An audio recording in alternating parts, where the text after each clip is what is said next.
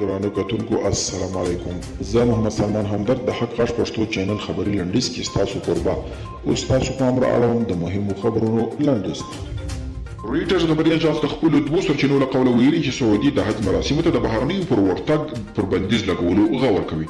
سرچینې زیاته کړې چې سعودي چارواکي تر اوسه د دې بندیز په اړه بحثونه کوي او لا یې په دې اړه وروستۍ پرېکړه نه ده کړې.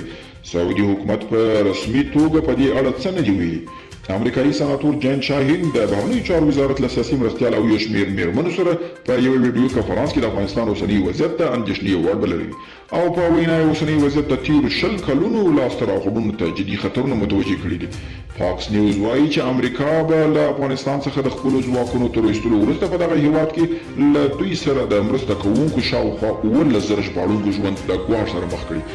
او نیویارک ټایمز رسماني ویلي چې امریکایي ځواکونه له افغانستان څخه د وتلو پر مهال د بګرام، جلال آباد او کندهار پر هوایي لارو تکیه کوي او د دې هوایي لارو امنیت د امریکا په لاس کې دي، خو سره له دې هم د ورځپاڼې په باور د دوی وتل به له خطره خالي نه وي.